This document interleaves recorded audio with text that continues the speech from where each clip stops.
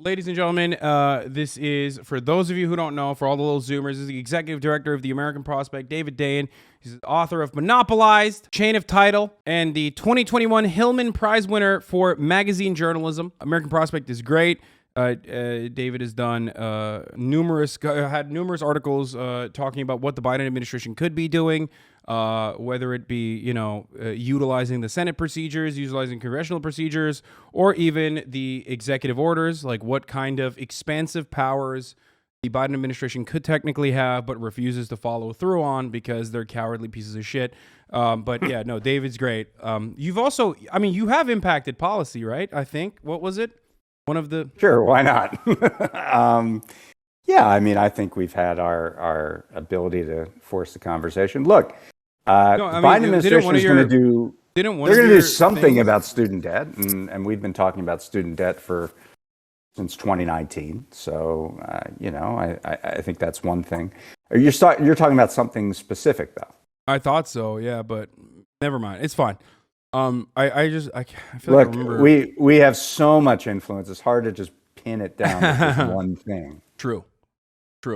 But David, today I wanted to, there's not enough of this. I wanted to get another man's perspective on what women should and shouldn't do to their bodies. We're, of course, your booker came to the right person. Hell yeah. The right human. This is a terrible ruling, obviously. We've been writing a lot about it. The first thing to say is that it just doesn't stop here. That the same logic behind this ruling, saying that the word abortion didn't appear in the Constitution, and therefore we cannot allow this constitutional right or this right to privacy. It's no different than the logic that was used previously to allow gay marriage, to allow interracial marriage, to allow women to use contraception, to allow consensual sex between two adults who are homosexuals. And the same logic could be applied to take away all of those rights. And there's some lip service in the draft ruling that Alito makes to say, no, abortion's different. Seriously, we're not going to do anything else. Just give us this. We're not going to do anything else. There's no reason to believe that. And it's because the logic makes no difference. The same points that are being made, you just take out the word abortion and put in contraception, and there's everything would read the same. So to me, that's what stands out, is that this is the beginning of an attack on vulnerable populations, on whether it's women, whether it's the LGBT community, whether it's African Americans. This is just the beginning. Ultimately, none of those words are in the Bible either. But what's more important to me is that abortion is a medical procedure, right? It's healthcare. It's a medical procedure. It helps give women the power to do something. It gives women more power over their own bodies. There are plenty of medical procedures that are not ever mentioned in the Constitution, so it's ridiculous. But I think the significance in this one is that, they, at least according to Alito, this pertains to the personhood of a life being taken away, because he takes the abortions are killing babies position, which is normally psychotic, and certainly psychotic with respect to the way that this issue polls. Considering that there's also think about it in this sense. You are a doctor, you want to give a woman medication. A woman came in, complained of some ailment or another, and you want to give them medication to fix that. That medication, if that woman happens to be pregnant, might be an abortifacient, right?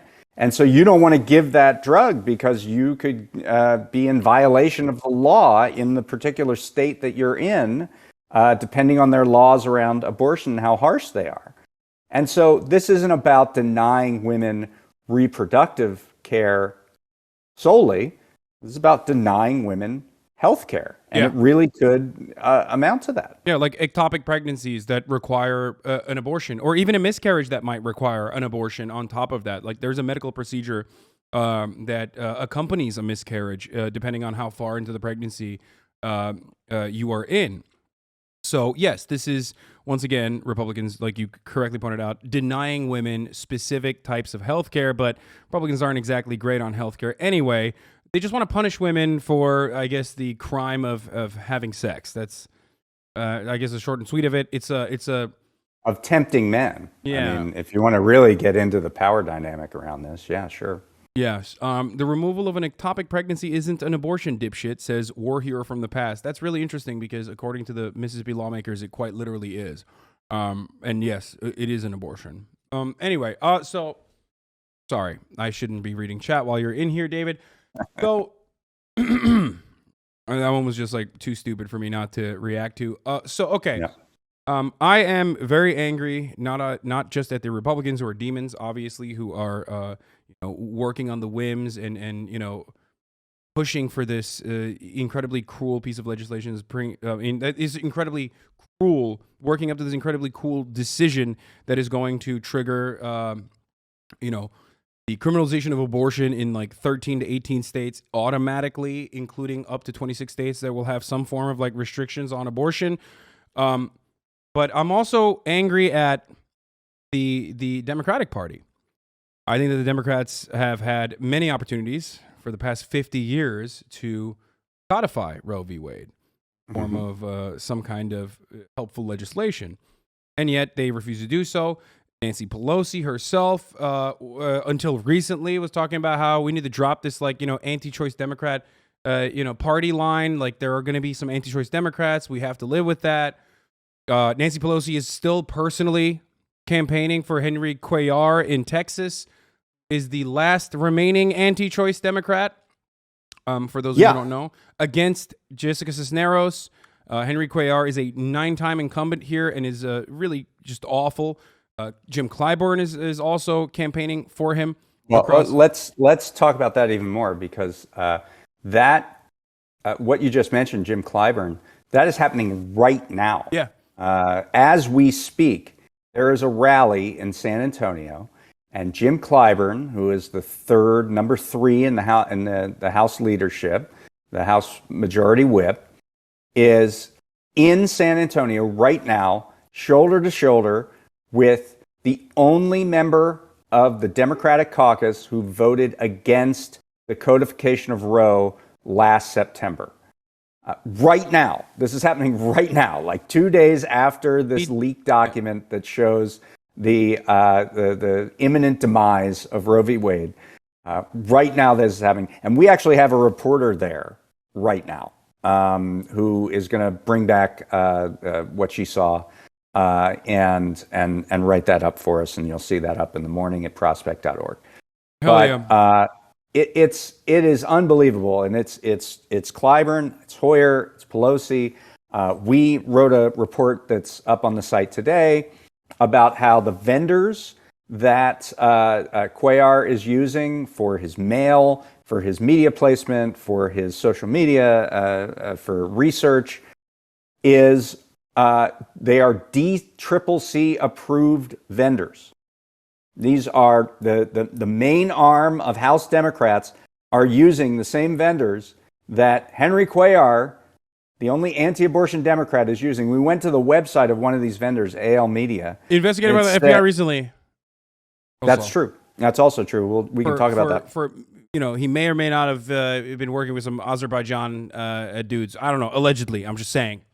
Allegedly. Allegedly. Right. We went to the website of one of these particular organizations, these vendors, and at the website it says, "We are in this line of work to protect progressive values and win."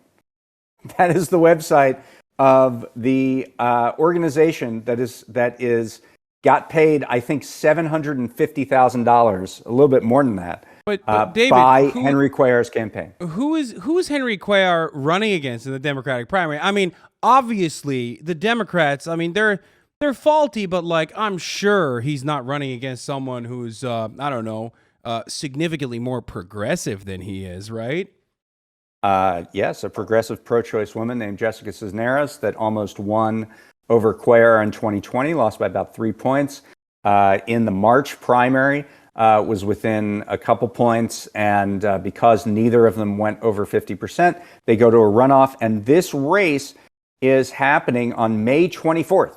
So this is 20 days from now. There's going to be this election. The only pro-life Democrat in the Democratic caucus in the House against a pro-choice woman. And by the way, the organization Emily's List, that is supposed to be the organization, the premier organization that supports pro-choice women and Michael Bloomberg in Congress, and Michael Bloomberg, right? Emily's List has spent, I think it was $120,000 on this race in support. They are supporting Cisneros, but with a paltry token amount of money. The support that they gave in a race in Louisiana early last year was $2 million.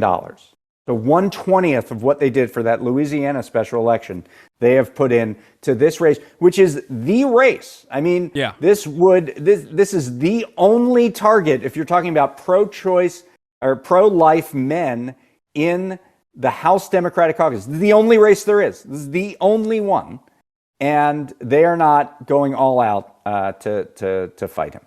Interesting you mentioned Jessica Cisneros, by the way. Of course, we are going to be having her on the broadcast tomorrow, chat. There it is. I'm leaking it. So there is that as well. I'm also going to be raising funds for, abortion funds in red states. So that was... Well, there are a lot of great organizations for that, and that's really what we should be talking about. I mean, we spent the last 48 hours in the media talking about how horrible it is to the decorum of the Supreme Court to leak a document and to have this nuclear bomb on the inner workings of the court. This is such a horrible thing, and the leak, and not the substance of what happened, what's about to happen here. And frankly, I don't even really want to talk about the politics of it so much as the substance of what it's going to be like for women in this country under this new regime. And it's really frightening. So absolutely. One thing that we got to talk about, obviously, is we've covered how awful this is going to be for women, and in some ways, like, it's already been really awful for women in these red states, even before the bounty laws. Like, immediately people will be like, "Oh yeah, you mean like the Texas bounty laws, right?" It's like, no, actually, as a matter of fact, there are so many procedural hurdles, like red tape, that the Republicans have been able to throw in the way of providing free, or not even free, but just any kind of reproductive health services to women in red states for the longest time, that there's a reason why there's only one functioning abortion clinic in the state of Kansas, or I think in Missouri as well. Like, there's so many. Mississippi. Mississippi. I mean, so many. It's true. Functionally speaking, abortion has been out of reach for millions of women in red states across the country. That is absolutely true. And the old version of this, where you'd have to they had these things called targeted regulation of abortion providers, where they would have special rules only for abortion clinics. Things like it would have to have a hallway X feet long, or it would have to have admitting privileges, or it would have to have doors that locked from the inside and outside. Just crazy, like, little niggling coding laws that would be used very specifically to target abortion providers. You also had things like parental notification, or you would have to go to a pregnancy crisis center, right? Or all of these ways to deter people from actually making the decision that they were entitled by law to make. So it was already really difficult. But one thing that women could do was travel to another state, and that was a huge hardship for most women, especially women who didn't have a lot of money. But at least they could do it. Now, what we're seeing with this looming ban that's coming down, and which will trigger, I believe, in 26 states, a ban on abortion, including in many states like Michigan and Wisconsin, which had laws on the books before 1973 that now will be reverted back to. So whether or not their legislature or their governor, these are two places with Democratic governors, whether or not they'd agree with it, it's going to revert back to what the state was before 1973. So that, number one, is going to expand the number of states that are going to make this functionally illegal. Number two, we're starting to see more aggression around states trying to prevent women from leaving their own state to get an abortion. And we're seeing that in many states across the country, and that's a really dangerous scenario. And because of that, even Connecticut is like, Connecticut was the last state that actually put a countersuit measure in place where, like, if you go there and get an abortion, then the state will help you countersue Texas, for example, if you are a Texan. Right. And it's completely insane that this is the point that we've gotten to. But it's where we have to be. I mean, because in order to make this option available, you're going to have more states beyond Connecticut take that action. So, David, what can the Democrats do, though? Because so far, we have heard from Joseph Robinette Biden. Let's go, Brandon. He said multiple times now that he is, one, not even remotely interested in abolishing the filibuster, and two, you're just going to have to vote for pro-choice candidates at the state level. It sucks to suck, but you just got to vote harder. Now, I'm of the mindset, or at least I thought, that we already did our job, and that this was, kind of their moment here, their moment to shine a little bit. I mean, we did our job. We did our job in even fucking Georgia, and for some reason, they still need more, I think. I mean, at the moment, it's not just that there aren't 60 votes in the U.S. Senate to codify Roe. There aren't 50 votes, because the last time they put this up, Joe Manchin voted no. And as we know, Joe Manchin is the president. So you only have 49 votes at most for these laws, and you certainly don't have 50 votes, even under this environment, for the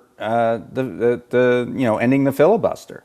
And then you have Susan Collins and Lisa Murkowski out there who are claiming to be shocked that Republicans on the Supreme Court lied to them allegedly about this. But they're not going to do anything about it either. Yeah. I mean, I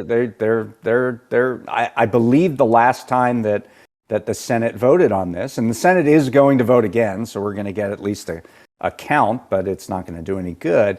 I believe the last time the Senate voted, Collins nor Murkowski voted to codify Roe, as far as I remember. It's just crazy that you can live on a floating boat on a river and make such dangerous choices. It's just so as far as that's concerned, I don't see a lot of promising stuff happening at the federal level. So at the state level, I think it's incumbent upon states that elected large Democratic majorities, states like California, where the lawmakers are saying all the right things, that we're going to welcome women into this state, and we're going to give them an environment where they can make their own choices for their own medical care, to be as aggressive as possible on the policy side to make sure that happens, whether it's adopting something similar to the Connecticut law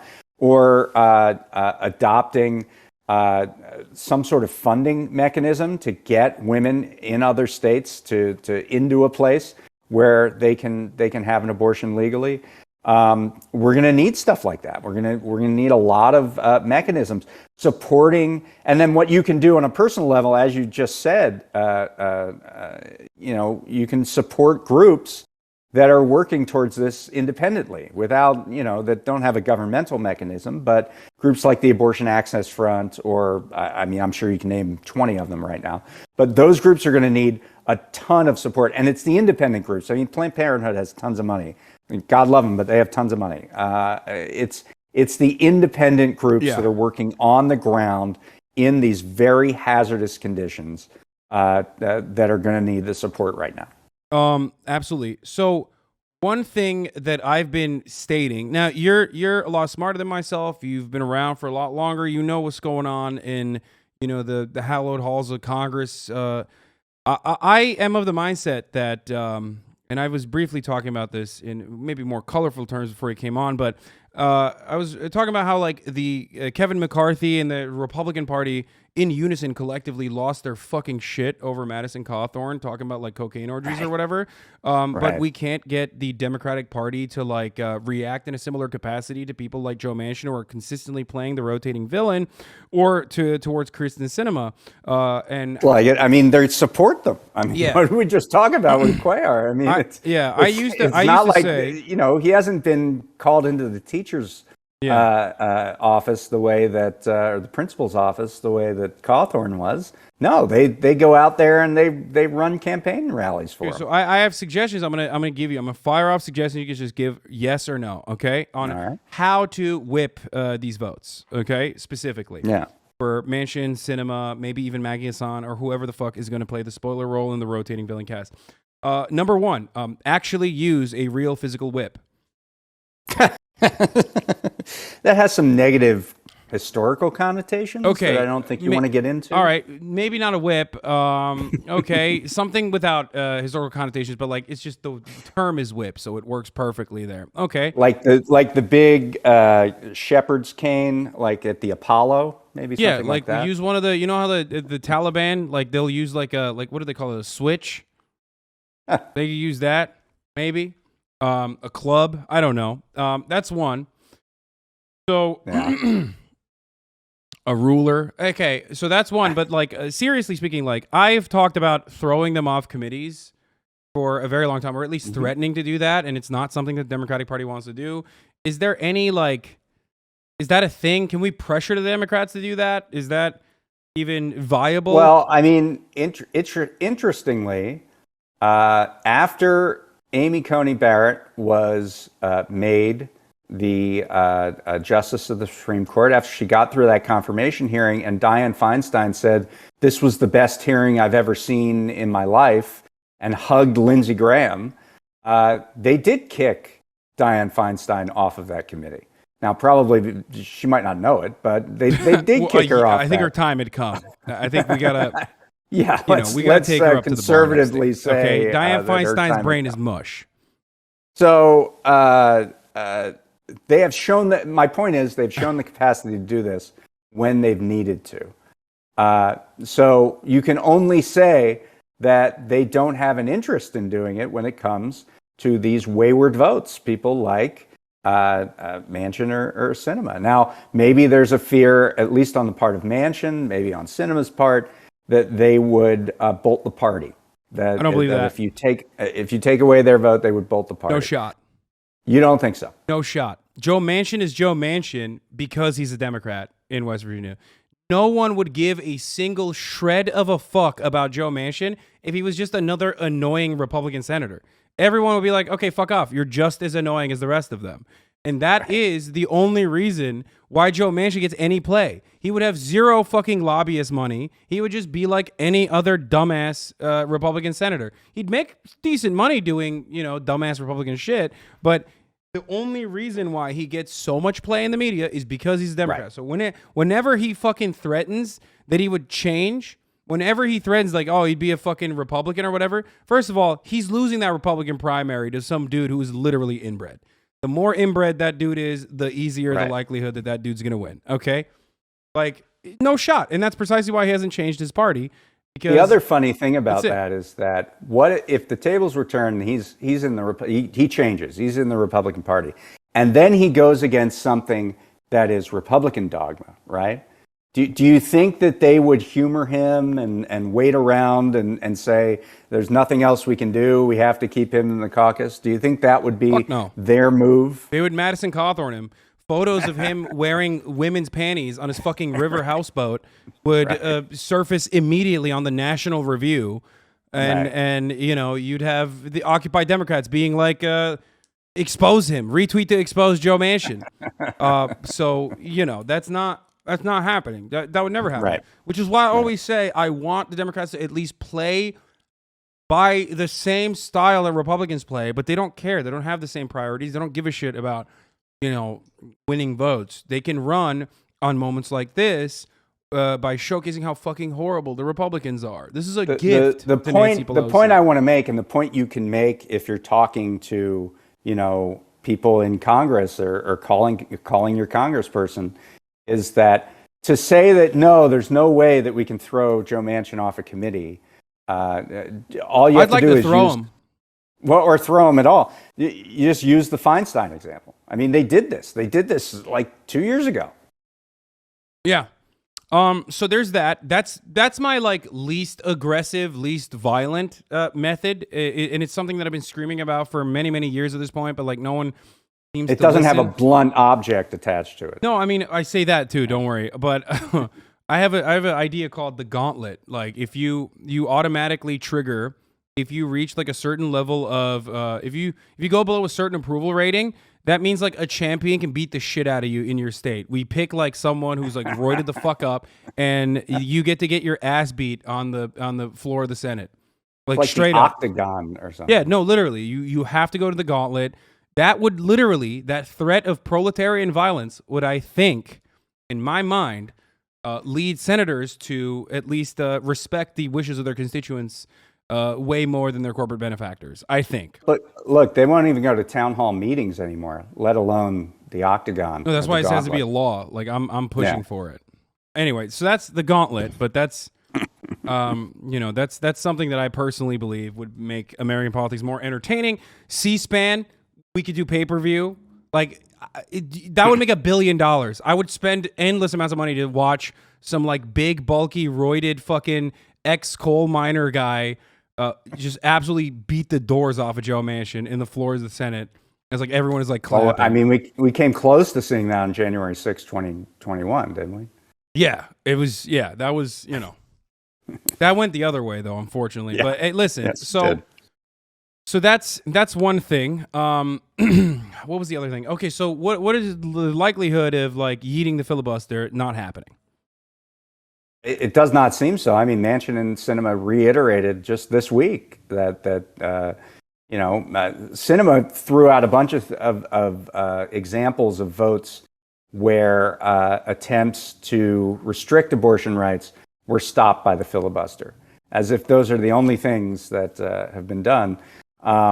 So she's not for it, and Manchin's not for it, and so, you know, maybe if in a hypothetical 2022 election where Democrats pick up at least 2 seats, if not more, then that might happen. But I don't see that scenario being terribly likely. These hands are equal opportunity, by the way. Rating. Not that you asked, but these hands are equal opportunity. I'm just saying, Kirsten Sinema, watch out in the gauntlet.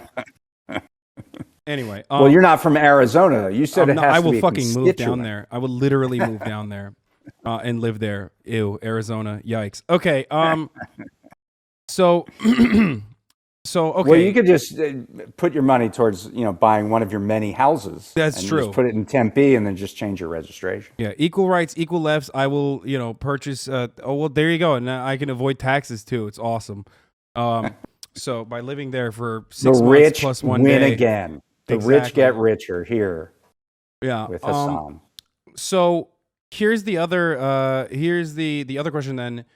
What can the Democratic Party do other than you know, try to push for the filibuster, the end of the filibuster?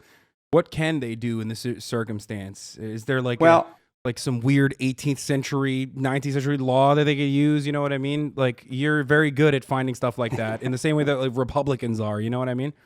Well, there's some smaller ideas, but I mean, I think a larger idea that definitely we need to move towards is a coherent and consistent judicial philosophy that is pushed as aggressively from the left as it is from the right. I mean, the reason that we're here is because the Federalist Society essentially has a veto over Supreme Court nominees, and they are the gatekeepers of who gets to be on the federal bench, and they speak largely with one voice. And we don't have that kind of discipline. If you asked me I can tell you exactly what the conservative judicial philosophy is. It's, some of it's Calvin ball, but a lot of it is based on, if it's not, it's got to be in the text. It's got to be in the text of the Constitution, got to be in the text of the statute. We're going to use this originalism, and because that is inherently limiting, that's going to put constraints on federal policy across the board. Okay, next idea. Originalism, right? Yeah. First of all, I think it's bullshit, straight up. I mean, one constitutional law class, and I was like, nope, this is bullshit, okay? It's just you're a reactionary, and you've decided that this is like the most intellectual way that you can come across. Like, it's just a way to get what you want, yeah, right? it's just a way of intellectualizing reactionary politics. So you can still go to the cocktail parties where you guys like put stuff in your butts, like cherry or whatever. It's like, sorry, I'd love to give a constitutional right to abortion, but I just don't see this in this text that was written at the time that we were still using leeches in healthcare policy. So I'm sorry, I'd really love to help you out, but I can't do it. Okay, so we're on the same track here then. You can be an originalist, but you have to die at the age of 35 from dysentery. There you go. Yeah, I think that's a good rule. That's an originalist strategy. Yeah. At that point, a lifetime appointment. You're only able to use the health care that was available to us in 1787. Maybe that's the way to go. 100%. Yeah. That they'd poke around with their fingers at your wounds. Step aside, Bill Maher. These are the new rules. I think that these are my rules. I think that these would be better. This would make society better. Anyway, just to wrap up my point, like, we need a coherent judicial strategy. When Ketanji Brown Jackson talked about, what her judicial philosophy is, I couldn't figure it out. I mean, it was just, there was no substance behind it. And so we need to be much stronger in having, and some of those groups are being built, Demand Justice and et cetera, but it's still at the level of philosophy of finding, training, and targeting and understanding what that philosophy is, and then supporting judges to be moved through the system who recognize that philosophy, I think is a very important project. One that will, of course, require billions of dollars in the same capacity that the Federalist Society has been around for, 20 years? But most importantly, fortunately, I'm talking to the guy that can bankroll it. Yeah, exactly. Single-handedly. I will be able to go against the power of capital in this country. Your Twitch dollars at work. Yeah, me and the podcaster brigade, we're gonna, dirtbag post our way into super PACs. That's it. That's it. So you laugh, but that's like literally every fucking annoying internet anarchist in my mentions. It's like, why don't you do a super PAC? Like, okay, dude. That is a long-term solution. So in the short term, it's just like, decentralized local help. And pressuring for more access, pressuring, there was this thing, a horrible way that it was imposed by, I think it was Amazon, that said they're going to have a fund for women in their company that can be used for reproductive health. Of course, it excluded the workers at the warehouses who actually need that help. Yeah. But pressuring around that front, that this should be a part of a benefit package. Pressuring, companies should know that if they're going to locate in states where women are second-class citizens, the women who they want to get to work for those companies should talk to the hand. So I think there are going to be some changes around society around this that I mean, I think for many, many years, the conservative viewpoint on these kinds of issues, judicial issues. Now, obviously there are many more judicial issues beyond abortion. And the thing that this court loves more than anything is corporations. And so we need to talk, when we're talking about the judiciary, we need to talk about their corporate rulings too. But I think for many years, the intensity on the right on these so-called hot button issues, social issues, issues around the courts, the intensity has been much greater on the right than on the left. And what we're starting to see in polling just around this issue in the last 48 hours is that intensity is now greater on the left than is the right. And it needs to stay there. Yeah, I mean, because that's the only way for it to be fixed. That consistently polls with 70% favorability. It's mind-boggling that they were able to. But that intensity wasn't there. It was 70% support. But yeah, we have this. It's a right. We're not going backwards. We don't have to worry about it too much. And now that's flipped, and people just realize, even though they should have realized this a year ago when the court took the case, that they were obviously going in this direction. To see it in black and white, to see it in a draft opinion makes it real. And so now we're starting to see that balance shift, and that's where it needs to stay. That intensity needs to stay up. Yeah, but unfortunately, the only thing that Democrats are willing to do in this situation is just tell people to vote harder, which I do think could eventually backfire on them. I know that they're probably seeing this as like a gimme, a really good opportunity to campaign. If my emails are any indication, Nancy Pelosi has not shut the fuck up in my emails about asking me for more dollars. I will never give you money, Nancy Pelosi. Yep. Strangely enough, when we asked her if she still supports Henry Cuellar, she didn't get back to us. I mean, of all the emails she's been sending out, she has not sent the email that says, I am rescinding my support of Henry Cuellar. No, because her position. And that would be the email that would do the most for her credibility. Yeah, she's spoken about that. I think she always says like, I have to support the incumbent. I think that's what she was saying. You don't have to go and like campaign there physically, though. That's a little bit more than supporting the incumbent, Nancy Pelosi. And also, not only that, but you didn't really care about the incumbent when it came to the Senate with Ed Markey. But hey, what do I know? Yeah, you're right. It's just I think that Democrats, however, are using this as an opportunity to they think that this is going to galvanize the base. But I don't know. And look, I mean, it's certainly the case that, allowing Republicans to sweep the House and Senate, where they're likely in a world that's post-Roe to try to pass their own bill that is a federal ban on abortion entirely. That's not a good scenario either, right? I mean, they own everything right now, and Republicans are still winning. That to me, maybe I'm wrong. Maybe I'm not as cucked as the rest of the Democratic Party base is. But when I see Democrats be like, "Oh fuck," throw their hands up in the air to the side and go, "Oh man, we just got to vote harder next time," I guess it's like, well, we did that already, and it's demonstrable proof that like voting hard is not helping. You need to do something else. Like you need to step the fuck in and do something at this point. I mean, the year this should have been taken care of is the year that Democrats had 60 votes in the U.S. Senate, and if a only huge in majority in the House. If only in 2007, Barack Obama made a campaign promise to codify Roe v. Wade. That's right.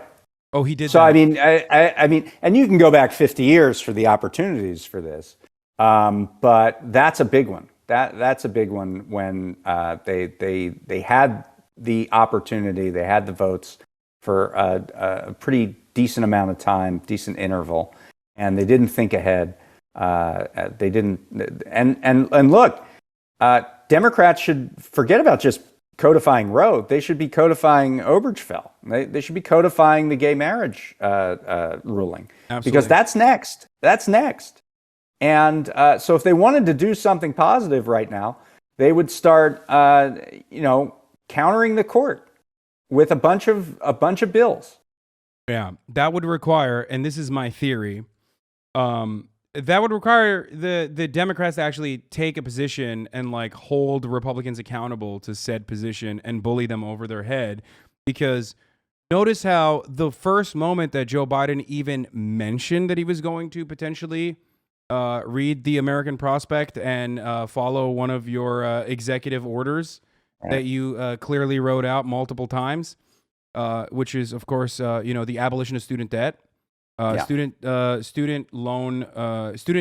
loan relief was something that he even briefly brought up, and immediately Republicans were like, "Nope, we're against that. Fuck that," and the talking points started flying because that's what reactionaries do. They need something to react to. They need something to fight against. And when there is nothing that the Democratic Party is putting on the table, there's no progressive legislation that they're fighting for because they've completely given up, then Republicans are going to use every fraction of power that they have, specifically in the state legislatures that they have completely dominated now, to roll back rights even further, and then get the Supreme Court to, take a states' rights position. The difference there, of course, with student debt is we don't need Congress to get that done. You don't need Joe Manchin to say yes or no. You don't need Mitch McConnell to say yes or no. You can just do that. And it's very clear you can just do that because Republicans last week introduced a bill that said that tried to block the president from cancellation of student debt. They would not need to throw that bill on the table if it wasn't already within the authority of the president. So they know it. The Republicans are aware, Democrats are aware. They have this ability under the Higher Education Act to cancel student debt.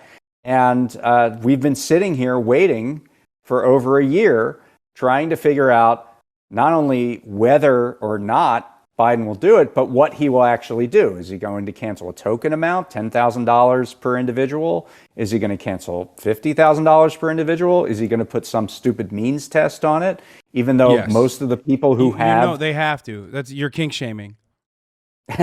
They have to. There has to be a means test. Most of the people who have student debt will make under that means test. It's a pointless provision in terms of what it would actually do. All it would accomplish is make life impossible for student debtors to have to jump through all these hoops to confirm and verify their eligibility. Yeah, they even suggested that for law for lawyers and doctors, which is really sick. I love that was something that was being floated around, I think, right? Yeah. You have a career in law. Like, imagine being a public defender and you're like, oh, sick. Like, I won't have my student loan debt relief coming from me. Right. Awesome. I mean, and what we know historically about means testing is that it's, first of all, much more expensive. You've got to come up with a mechanism. You got to come up with a way to administer it. And the second thing is that it ends up hurting the vulnerable people that you're most trying to help, because those are the people that can't go over that hurdle, go over that burden of the verification of the eligibility. And so it's just counterproductive to an nth degree. And also, it won't stop Republicans from saying that certain people who receive debt relief are undeserving. I mean, that's the whole reason to do it, right? That's we don't want the headline that's Donald Trump's kid got a student debt canceled. They're going to find somebody out there whose parents are well off by whatever standard of well off that they want to figure out, and that their kid got $10,000 or 20, however many thousands of dollars of student debt canceled. And they're going to say the same thing. I mean, the test, the means test right now is on income, but it doesn't take into account family income. And so they'll just move the goalposts and say, if your family was rich, then you shouldn't have gotten student debt canceled. Yeah, it's obvious to me that it won't work on what the attempt is to diffuse the conversation. That won't work. They'll find a way to Republicans will find a way to carry forward that conversation. And all it will do will just make people mad, and it'll be a big hassle, and some people who were entitled to relief won't get it. That's it. That's all it will do. Yeah. Remember when Donald Trump gave everyone unconditional, money? Imagine that. Imagine And that. and then some people got money. Well, Biden did that too, It was and he broadly seems to have popular. forgotten. No, it was And he broadly seems to have popular. forgotten how popular it was. He seems to have forgotten the moment when he was actually a popular president, when he engaged in things like that. Yeah, it's almost like means testing these things for no reason to combat these the manufactured outrage cycles that the Republican Party is going to create regardless is a silly thing to do, and you should just do it regardless, and no one gives a fuck. I'm sure. Try more. That should be the answer. Plenty of rich people got money in that situation. It didn't matter ultimately. You know what I mean? Plenty of rich people got money. The answer to you shouldn't do this should be cry more. That should be the answer. All right. Well, David, thank you so much for coming on. This was wonderful as always. I love when you educate the youth and thank you, Hasan. Tell and then agree with my insane talking points about the gauntlet, which you're on the record for. Why is I got very quiet when you. Why is the American Prospect not writing about the gauntlet? I hope you noticed that. That's my question to you. This is investigative reporting. I'm reporting. Well, the one thing that I can promise you, the one thing that the American Prospect will be writing about is why should we respect judicial review to begin with? Oh, great. I mean, I disrespect it all the time. Let's put that into the conversation. Yeah, no, seriously. Okay, well then, but like you can make a mention of the whole dysentery thing then. You know what I mean? Like if you're an originalist, like you have to die at the age of 35. We will saw off. You'll get gangrene and we'll saw off your leg. One leg. You have to operate as if you're in the Oregon Trail. Yeah, it's not like you're using it. You're sitting around all day. Let me saw off your fucking leg. You know what I mean? Just one. The robe will cover it anyway. Yeah. Okay. All right. Well, I'm glad that we found agreement once again. Okay. Very good. Thanks a lot. Thank you for coming on, David. All right. And hope to see you soon. All right. Take care. Bye. All right, folks, that was David Dayen of the American Prospect, a deeply serious man, despite how unserious of a person I am. I hope you guys enjoyed that. Obviously, the American Prospect is fucking awesome. David is one of the recurring guests on the show every time I need to talk about, important things that matter. He's brilliant. He's very smart. Got a lot of great journalists over there as well. They do a great job. I don't know what else to say about that. Yeah, it's one of the best policy outlets, if not the best policy outlet. Like personally is really good at, how neoliberals always fucking talk about like, you don't know what's possible. Like people like David Dayen are very close to the left. I would say leftists, social democrats, like actual social democrats that are, writing what is possible within the current infrastructure that we exist in.